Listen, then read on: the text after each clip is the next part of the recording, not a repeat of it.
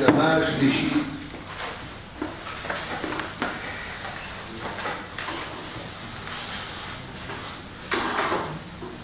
שייחד אלוקיו וביטחונו בו, במה שהוא חייב לפתוח בו, ואל ישתף זולתו עמו,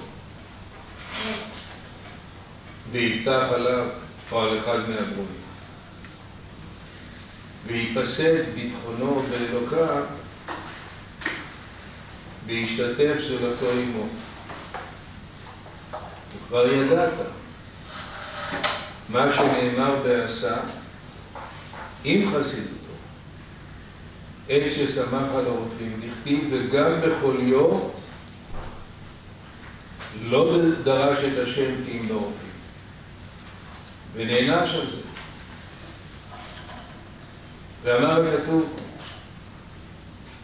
ברוך הגבר אשר יפתח בהשם והיה השם יפתחו. ומן הידוע,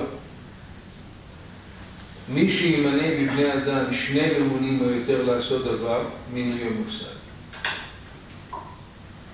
כל שכן, מי שבטח על האלוקים בזולתו, שיסתר ביטחונו. ויהיה זה הסיבה החזקה להימנע ממנו מה שבטח עליו. כמו שנאמר, ארור הגבר אשר יפתח באדם ושם בשר זרועו ומן השם יסור ליבו.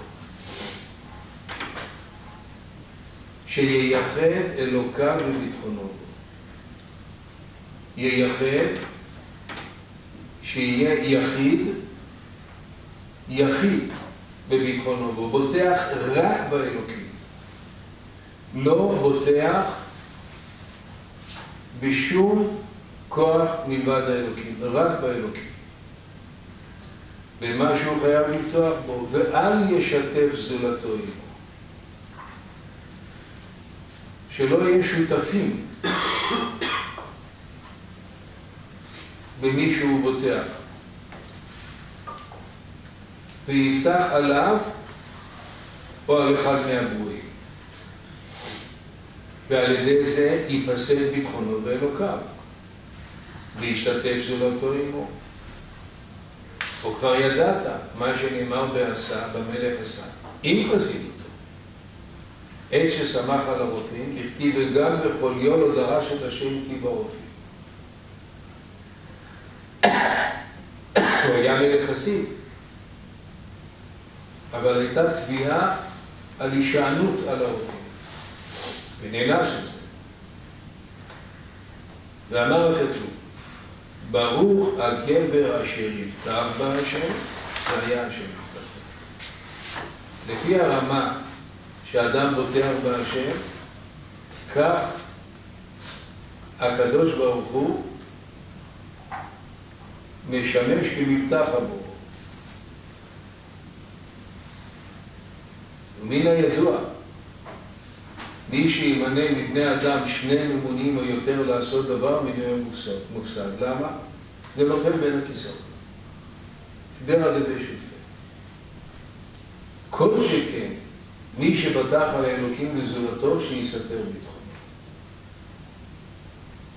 כיוון שכל מה שסומכים על משהו, מישהו מלבד הבורא, זה הריסה של כל המהות של הביטחון באלוקים. וזה הסיבה החזקה להימנע ממנו מה שבטח עליו. כמו שנאמר, ארור הגבר אשר יפתח באדם ושם בשר זרועו. אז הוא אומר, גם אם זה באופן חלקי הוא בוטח באדם, גם באופן חלקי הוא שם בשר זרועו, אז הוא נכנס בגדר של ארור.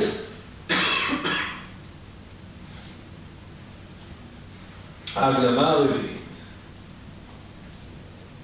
טוב, ביטחון. הוא יודע שהקדוש ברוך הוא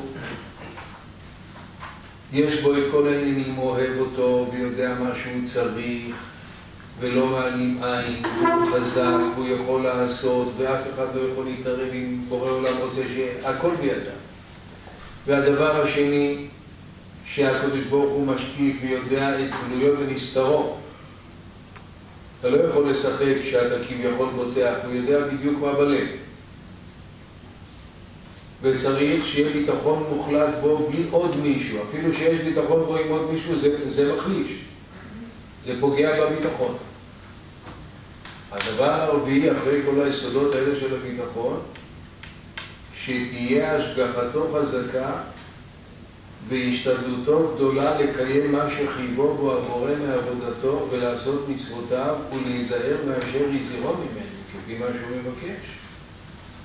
כדי שיהיה הבורא מסכים לו במה שהוא בוטח עליו בו, כמו שאמרו רבותינו זיכרונם לברכה, עשה רצונו כרצונך, כדי שיעשה רצונך כרצונו. עשה רצונו כרצונך. מה שהבורא רוצה, תעשה את זה כמו דבר שאתה רוצה, כדי שיעשה רצונך כרצונו. בטל רצונך מפני רצונו, כדי שיבטל רצון אחרים מפני רצונך.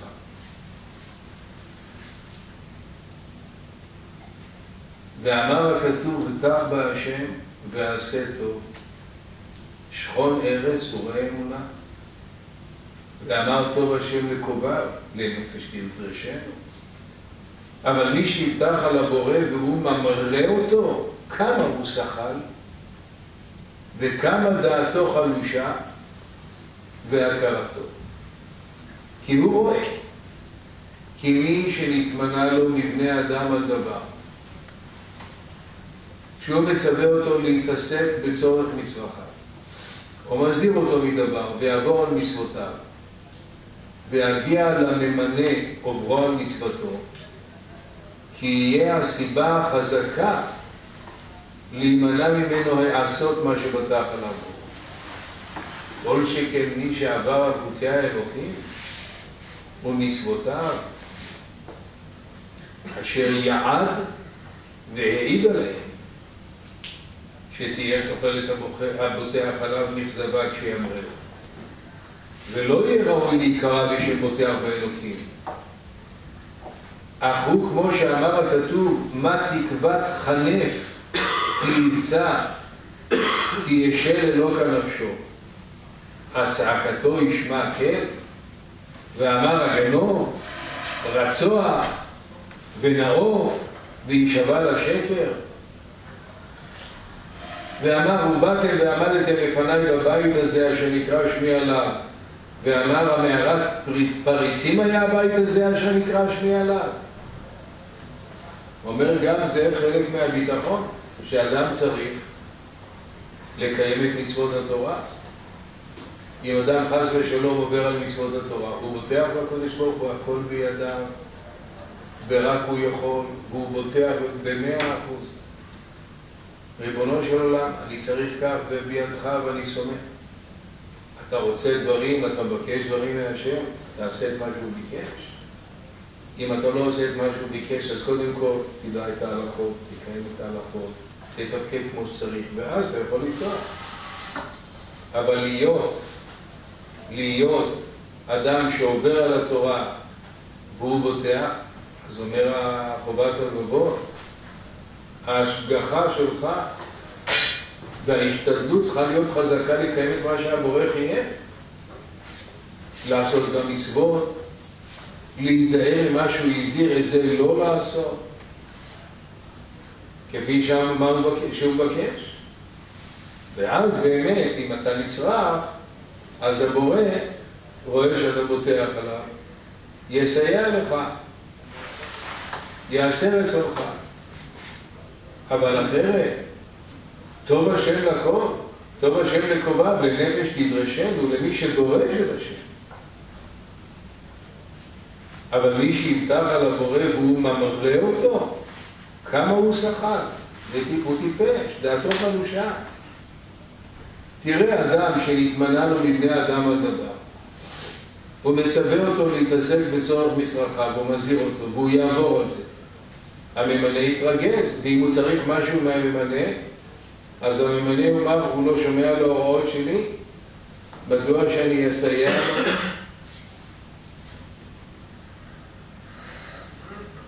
אז הוא לא ראוי להיקרא בשם בוטח, זה לא נקרא בוטח בהשם.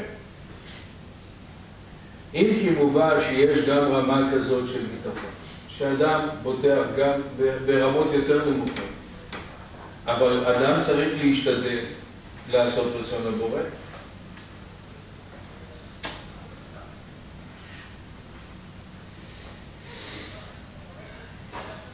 ההקדמה החמישית